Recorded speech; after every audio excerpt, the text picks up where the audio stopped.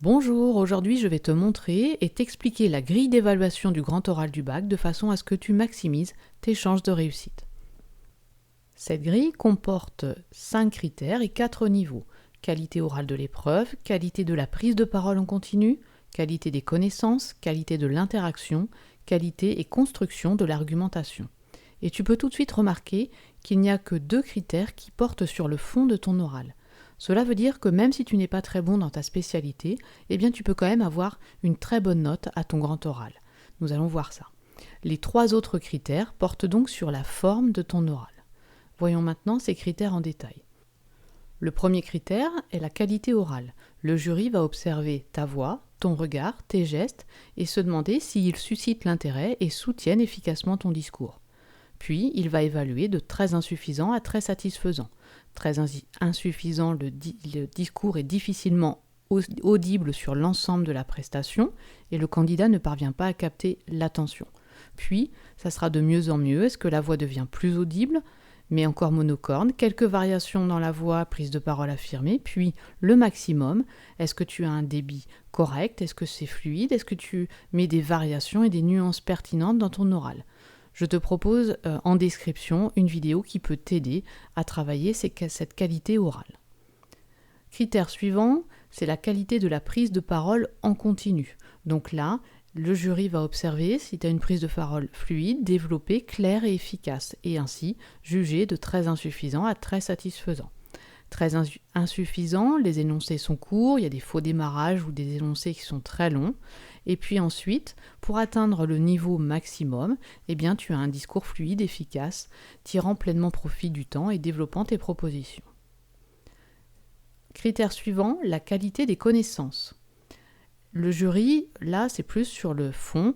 Le jury va voir si tu as une bonne appropriation des connaissances de spécialité. Est-ce que tu les rends surtout accessibles, je te rappelle, au professeur qui est non spécialiste dans ton jury. Ça, c'est très important. Tu pourras aller voir la vidéo en haut à droite qui apparaît sur ton écran.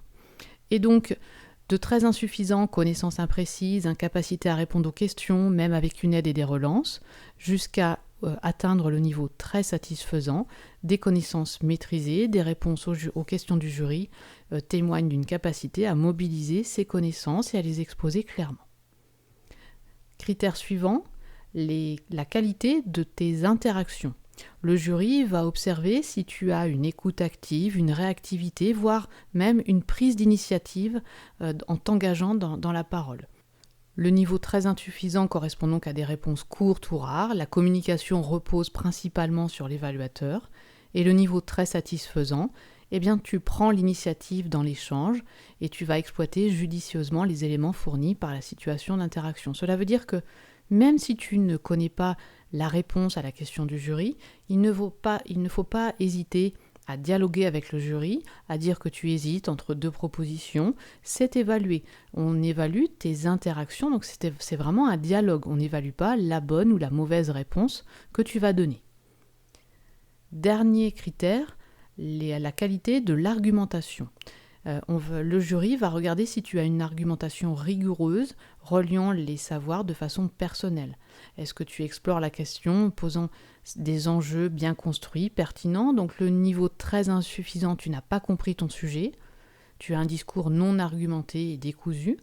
Au niveau très satisfaisant, tu maîtrises très bien ton sujet de spécialité et tu as une capacité à conduire et exprimer une argumentation personnelle, bien construite et raisonnée. Maintenant, le jury va donc, une fois qu'il t'a évalué, t'attribuer une note.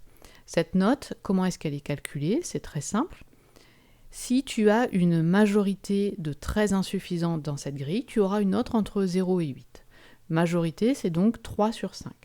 Une majorité de insuffisants, 8 à 12. Une majorité de suffisants, 12 à 16. Et une majorité de très suffisants, entre 16 et 20. Petite précision, je te rappelle que cette grille est valable pour l'ensemble de ton grand oral, pas uniquement sur les 5 minutes.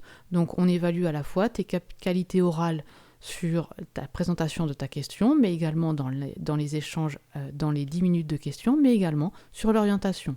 N'hésite pas à aller voir mes conseils dans la vidéo qui apparaît en haut à droite pour présenter tes 5 minutes sur l'orientation. Tu trouveras en description de la vidéo cette grille que tu pourras étudier attentivement. Voilà, j'espère que cette vidéo te servira pour ton épreuve.